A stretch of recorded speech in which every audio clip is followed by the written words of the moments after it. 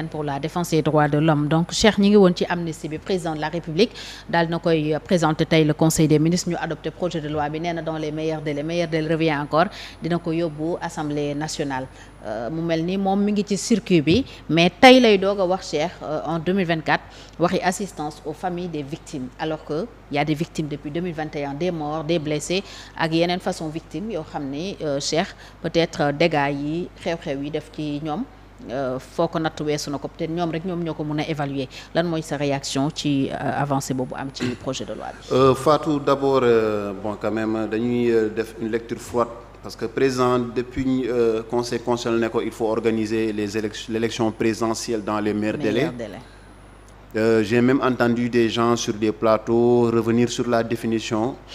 Meilleur délai, alors le bref délai. Voilà, donc normalement, d'aucuns disaient que ça ne veut pas dire dans les plus brefs délais pour certains, mais bon, on sait que c'est ce que cela veut dire. Je m'en vais quand même clarifier cela, parce que le président de la République, lundi, là, au niveau du dialogue qu'il a initié au niveau de Diamniadio, et il a dit dans les meilleurs délais. Quand il a dit dans les meilleurs délais, déjà dès mercredi aujourd'hui, il a soumis, n'est-ce pas, le projet de loi, n'est-ce pas, d'amnistie au Conseil des ministres. Ça veut dire que le président, il sait sciemment ce que cela veut dire les meilleurs délais. Parce que le meilleur délai, il l'a dit, il l'a exécuté en un temps record, n'est-ce pas, en 2 jours. Donc, il a soumis le projet. C'est-à-dire aussi, s'il avait fait preuve de cette même diligence, il aurait peut-être fixé la date de l'élection il y a longtemps. Fatou, pour l'ERAL aussi, par rapport au dialogue qu'on a au niveau de Diamniadio, qui a eu lieu au niveau de Diamniadio, ligne Diap Moy, en fait, ce dialogue-là, finalement, ce n'est pas le dialogue pour la date. Et le président va se faire rattraper par la patrouille parce que moi, au niveau, quand il rencontrait tes confrères et autres au niveau, n'est-ce pas, du palais, qu'est-ce qu'il leur avait dit? Il leur avait dit, pour le dialogue, il n'y a pas beaucoup de questions. Au menu, il n'y a pas beaucoup de questions à l'ordre du jour. Donc, on s'enferme pendant 2 jours et on décide, n'est-ce pas, de la date pour la tenue de l'élection. Oui. Et sur l'après 2 avril. Oui, c'était ça. Mais on voit en réalité que ce dialogue-là, ce n'est pas un dialogue pour fixer la date de l'élection, mais c'est plutôt un dialogue pour, n'est-ce pas, faire passer, n'est-ce pas, ce projet de loi d'amnistie. Parce qu'en fait, en réalité, n'est-ce pas, et selon les décisions, n'est-ce pas, selon comment dirais-je, la diligence dont a fait montre le président de la République, finalement, c'est l'amnistie qu'il voulait faire passer au niveau du dialogue. Il voulait tout, parce que dialogue on parle plus, en tout cas, ce qui revient le plus à l'ordre du jour, c'est l'amnistie, c'est la période, n'est-ce pas, qui va faire l'objet d'une amnistie. Ce sont les acteurs, certains, parce qu'il y a même son ministre, n'est-ce pas, l'ancien ministre de la Justice, n'est-ce pas, Ismaïla Madior Fall, qui est venu pour clarifier, pour donner le bien fondé en disant qu'il y a des faits qui ne font pas partie, dont l'affaire Adji Sarr Ousmane Sonko, qui ne font pas partie, n'est-ce pas, de l'amnistie. Donc on communique plus sur l'amnistie que sur la date de l'élection. Oui. Alors que le peuple sénégalais aujourd'hui, ce qui l'intéresse, c'est que Mouham, quand la nuit, n'est-ce pas, def élection sur Réumi. En fait, les Sénégalais, c'est le cadet, vraiment, l'amnistie, c'est le cadet de leurs soucis actuellement. Sénégalais, tay lambda, le citoyen sénégalais, li muy xaar mooy ñu ne ko kañ ngay dem si bañ gàcce yi nga mën a exercer li nga xamante ne mooy sa droit de vote nga tànn sa njiitu réew pour les 5 ans à venir. C'est tout simplement ce que le peuple sénégalais demande. Mais nous, le président de la République, il use de stratégies, de subterfuges, n'est-ce pas, pour flouer le débat, pour même désorienter le débat, porter considération de l'amnistie. Les gens sont d'accord avec l'amnistie, mais en réalité, le sujet devrait être, on est d'accord sur la date, on connaît la date, ou bien on connaît... En fait, c'était ça le vrai sujet. Mais aujourd'hui, les projecteurs, n'est-ce pas, sont sur ce projet de loi d'amnistie au détriment de la date, alors que c'est la date qui était la chose la plus importante à ce jour, sachant que mon modèle de décision, le 3 février dernier, arrêtait le processus électoral sur la base, encore une fois, de faits, de suspicions, sur la base de faits. Quand je dis faits, je dis des faits fallacieux, parce que jusqu'à présent on nous a rien mis sur la table et moi je pense que jusqu'à preuve du contraire ces magistrats qui ont fait l'objet d'accusation tey ñoom ils sont pas encore inculpés pour quoi que ce soit donc Fatou première chose mooy foofu laa bëggoon a mooy les délais meilleurs délais on sait ce que ça veut dire est-ce que le président sait ce que ça veut dire et quand il a dit les meilleurs délais il s'est arrangé pour vraiment en 2 jours dem def projet bi dugal ko fi nga xamante mooy conseil des ministres s'il avait fait preuve de cette même diligence là tey Fatou fàtte nañu au moins on aurait dépassé la question de la date dinañu xam ban date la ñuy def élection. te nee na dina ko présenter assemblée aussi dans les meilleurs délais. Ça peut être demain ça peut être après demain. Bien sûr léegi ñu ne ñu deetawaay ñu gis ne ni dialogue bi finalement c'est pas la date qui intéresse plus le président mais peut-être c'est l'amnistie n'est-ce pas bi nga xam ne léegi nag bu ñu ñëwee ci amnistie bi Fatou. Tu sais à un moment donné le président Macky Sall je pense qu'il ne nous voue pas un grand respect. Parce que Fatou quand même du tey la ay bakkan rot Sénégal depuis 2021 ba léegi on a vécu une série n'est-ce pas de morts yi nga xamante ni c'est occasionné par li nga xamante ni ay manifestations la président soo xoolee la plupart du temps il n'a jamais pris officiellement n'est-ce pas la parole pour wax sur les morts on nous a promis des enquêtes à travers ces ministres de l'intérieur de la justice autres que les coupables seront traqués et voilà ok ba pare aussi gis nañ ne ñu ngi doon seetal aussi dans une politique de comment dirais-je de vouloir protéger les forces de défense et de sécurité pour ne ñoom amuñu benn responsabilité li weesu rek il y a pas longtemps c'est Sidiki Kaba qui est monté sur ses grands chevaux pour dire aux Sénégalais que les forces de l'ordre ñoom amuñu dara lu ñuy reprocher wu par rapport ak li xew n'est-ce pas on nous vend même une peur pour nous dire que les balles qui ont été trouvées sur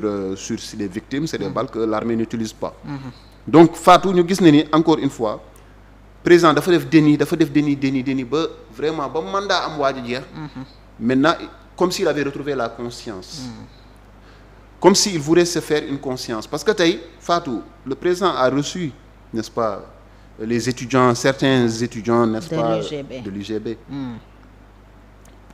et il a observé une minute de silence quand on a eu des vingtaines de morts le président n'a pas en tout cas élevé la voix et que moi je pense une vingtaine de morts comme ça dans des conditions aussi tragiques mënoon na doon un deuil national naturellement parce que si pour 2 étudiants je néglige pas 2 étudiants lu bëri la bu ñu faatoo mais pour 2 étudiants tu as fait une minute de silence au niveau du palais quand tu recevais n'est-ce pas les étudiants de l'UGB tu aurais pu quand même la même décence ou bien la même suite logique voudrait que peut-être vraiment en 2021 et 2023 ñi nga xam ne gaañu nañu au moins tu observes un deuil national à défaut qu'il y ait au moins une cérémonie plus ou moins pour rendre hommage à ces gens-là Fatou ñu gis ne président nee na assistance aux familles des victimes d'abord la question que je me pose est-ce que le président Macky Sall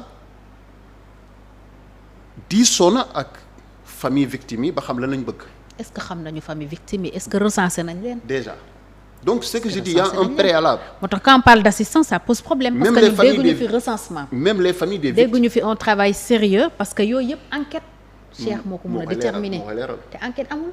on sait pas donc newoon nañu ubbi nañ mais gisuñu dara luy niroog gisuñu dara donc peut-être nee na en tout cas les familles des victimes est-ce que les familles des victimes à ce jour est-ce que ñoom li ñu bëgg mooy ñu tàmp leen ñu jéem a fàtte lu xew wala dañoo bëgg xam dëgg bi balaa dara et le bon sens voudrait que les gens puissent découvrir la vérité ñu xam ñi nga xamante ni faatu nañ fi diggante 2021 jàpp 2023 ba 2024 lan moo leen faat ak kat moo leen faat ak dans quelles conditions la ñooñu ñàkkee seen bakkan d'abord mais ensuite après la vérité il faut que la justice fasse son travail que justice soit rendue ñi nga xamante ni faat nañ leen ñu mën a joxoñ ne diw moo ko def diw moomu ñëwal yoon soxla na la parce que def nga la nga xamante ni waroo ko def kaay wuyu ginnaaw bi nga wuyoo ñu jël ay daan yi nga xamante ni dañ ko war a teg sa ndodd ñu teg ko sa ndodd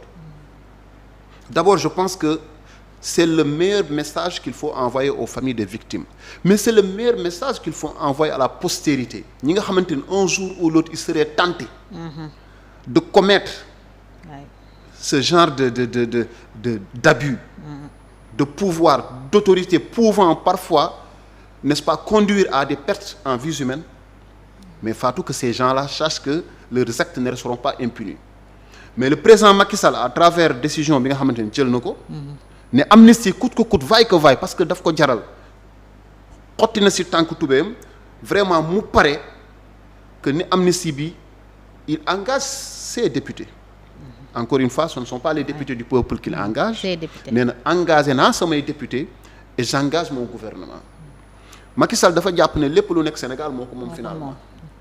Il se montre possessif quand même. Mais Macky est possessif. Macky est possessif. dafa jàpp ne lépp lu nekk Sénégal moo ko moom.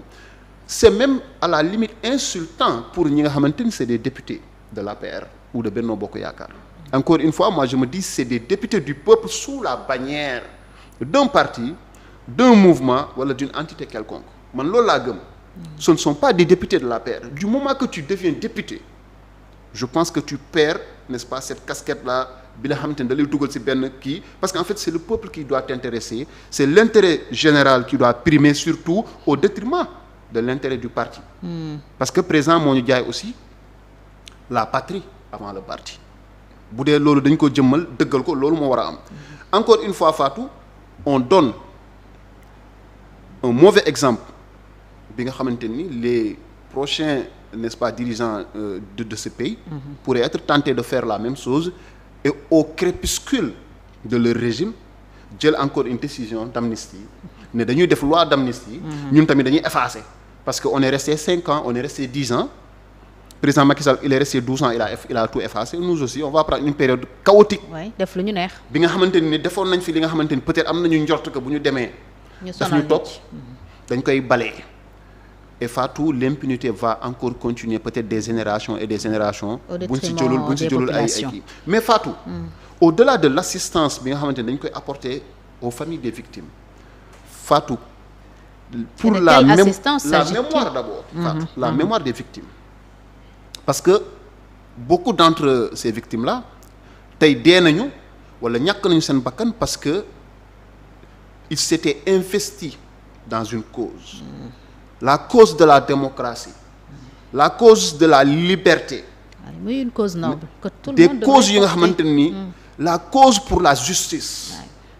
nga ngay xeex liberté di xeex démocratie di xeex justice nga gëm ne ni lii au prix de ma vie pare naa. Peut-être je pourrais pas en profiter, mais peut-être les générations qui vont venir ou bien mes concitoyens qui vont continuer à avoir la chance de vivre pourront trouver un ouf de soulagement.